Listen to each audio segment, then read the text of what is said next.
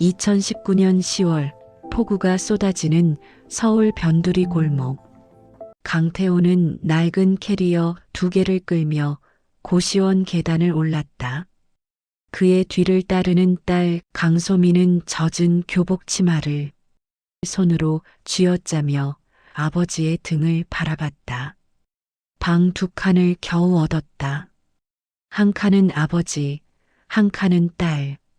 태호는 소미의 방문 앞에 짐을 내려놓으며 떨리는 목소리로 말했다. 소미야, 미안하다.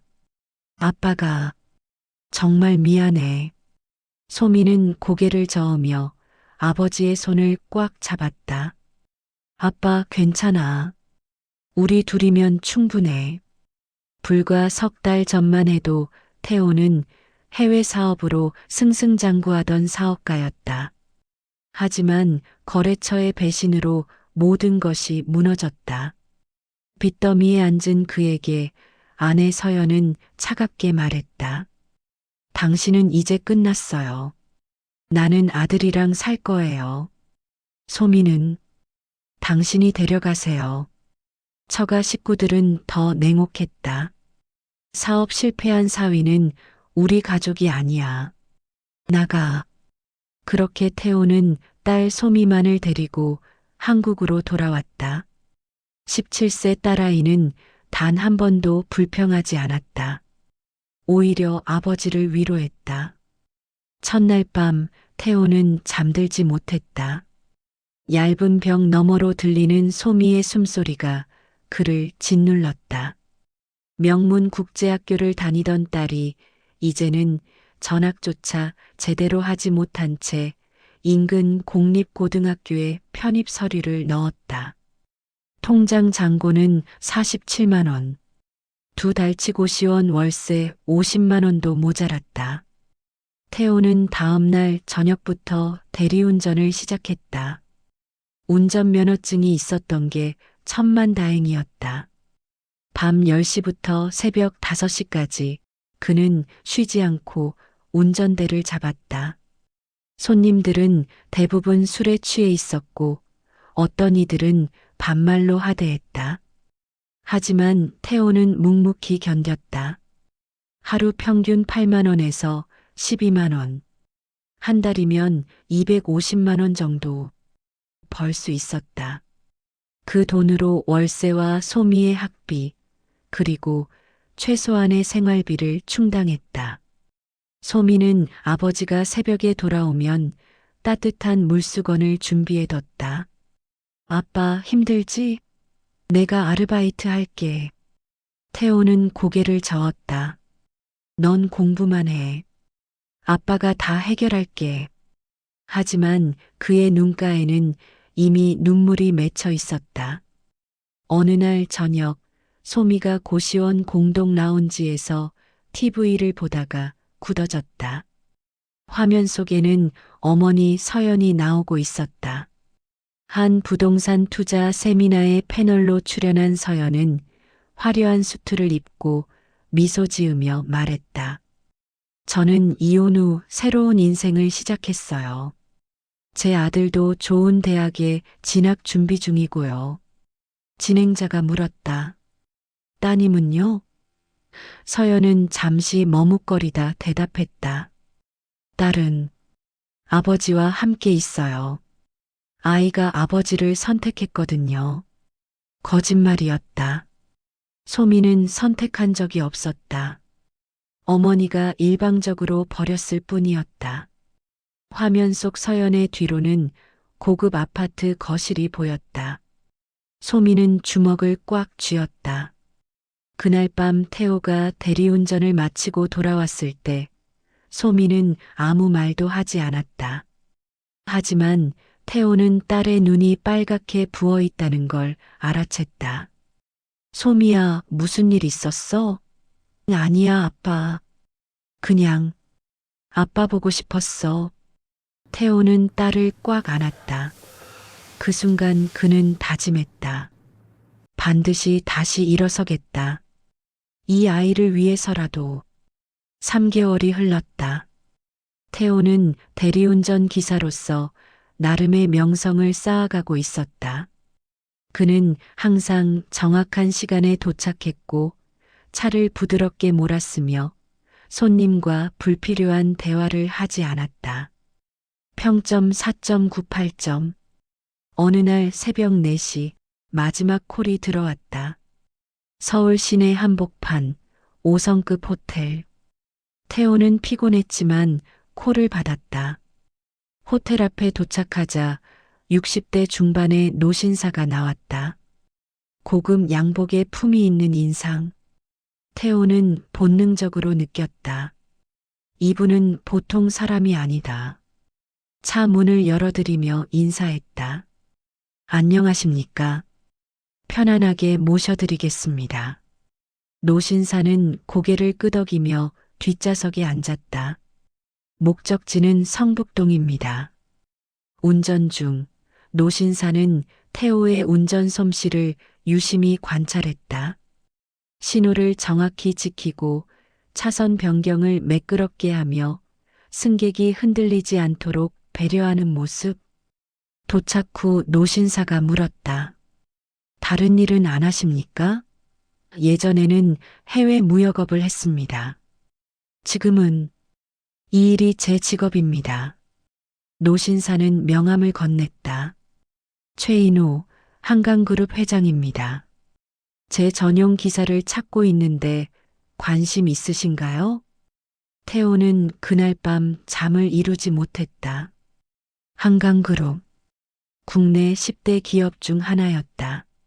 최 회장의 제안은 단순한 운전기사뿐 아니라 일정한 월급에 숙소 제공까지 포함되어 있었다.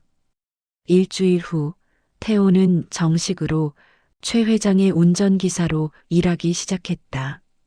매일 아침 6시 회장님의 자택으로 출근하여 밤 10시까지 대기하는 생활. 하지만 불평하지 않았다. 오히려 최 회장과의 대화를 통해 많은 것을 배웠다. 최 회장은 태호의 과거 경력에 관심을 보였다.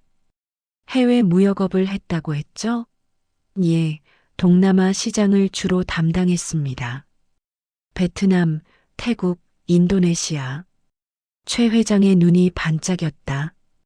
우리 그룹이 지금 베트남에 신규 법인을 설립하려고 하는데 현지 사정을 아는 사람이 필요합니다. 관심 있습니까? 태호는 망설였다. 저는 실패한 사업가입니다. 실패는 경험입니다. 중요한 건 다시 일어서는 용기죠. 6개월 후 태호는 한강그룹 베트남 법인 설립 준비팀에 합류했다. 직급은 대리. 하지만 그에게는 기회였다. 베트남 호치민. 태호는 불철주야 일했다.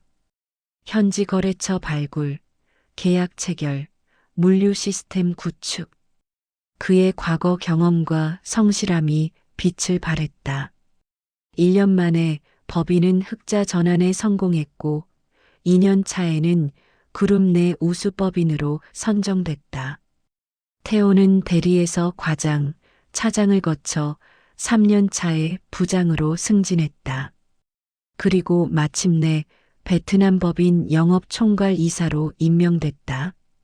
연봉은 1억 2천만 원. 그 사이 소민은 고등학교를 졸업하고 서울대 경영학과에 합격했다. 태호가 베트남에서 보내는 생활비 덕분에 소민은 안정적으로 학업에 집중할 수 있었다. 매주 화상 통화로 얼굴을 보며 서로를 응원했다. 아빠, 나 이번 학기 장학금 받았어. 우리 딸 최고다. 아빠도 이번 달 실적 1등 했어. 부녀는 서로의 성공을 함께 나눴다. 하지만 태호는 한 가지를 잊지 않았다. 자신을 버렸던 사람들. 서연, 민준, 그리고 처가 식구들. 그들은 태호의 성공 소식을 아직 모르고 있었다. 2024년 10월 태호의 승진 소식이 경제뉴스에 실렸다. 한강그룹 베트남 법인 역대 최고 실적 달성.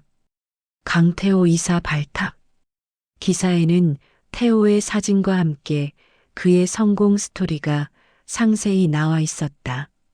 서연은 그 기사를 보고 입이 떡 벌어졌다. 저 사람이 강태호?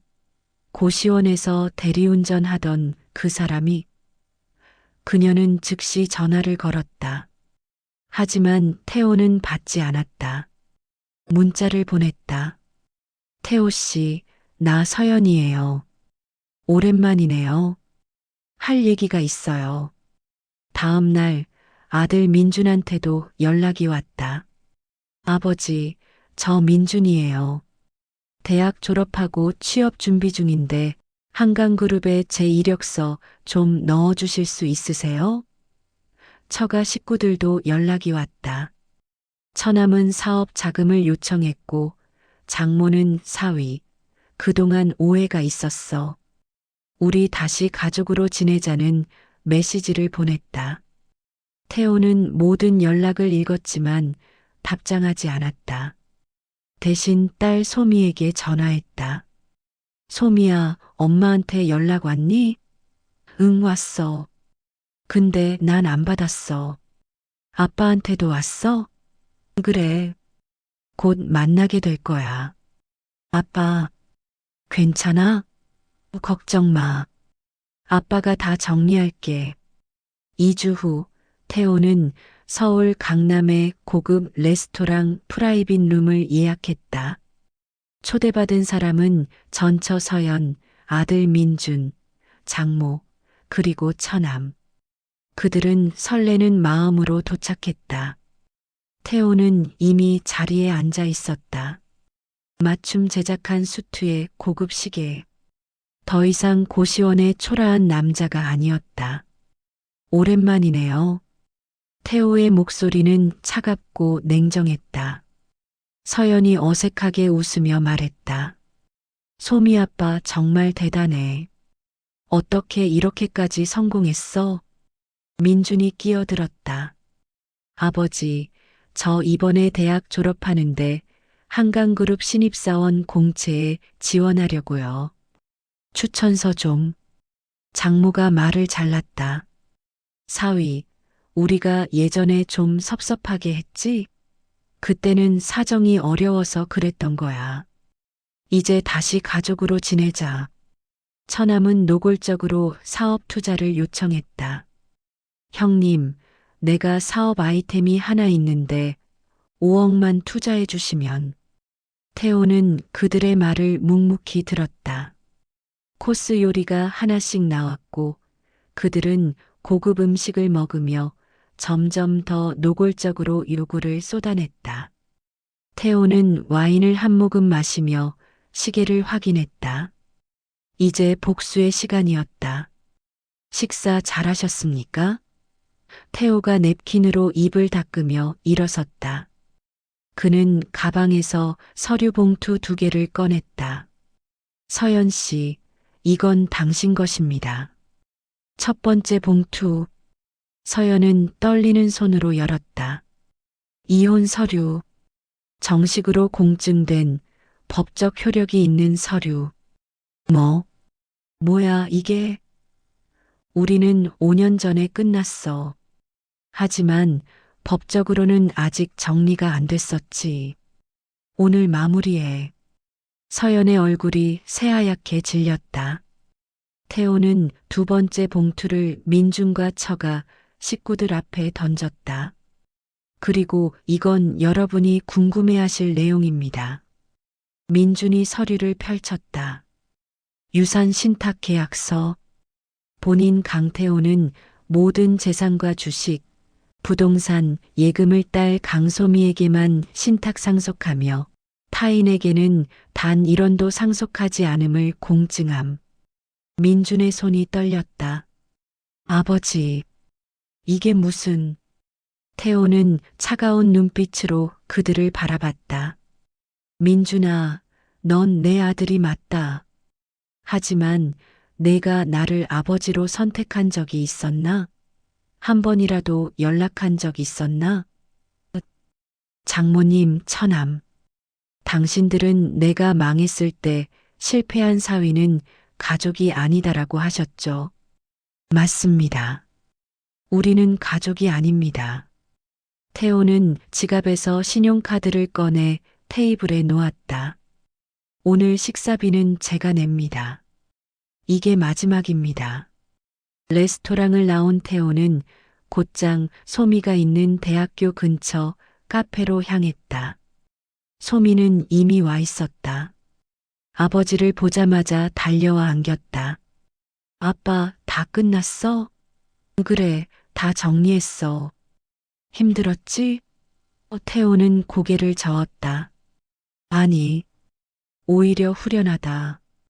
두 사람은 카페에 앉아 따뜻한 차를 마셨다. 소미가 물었다. 아빠, 후회 안 해? 오빠도 아빠 아들인데. 후회? 전혀 안 해. 소미야, 아빠가 고시원에서 너랑 라면 끓여 먹을 때 내가 뭐라고 했는지 기억나? 응.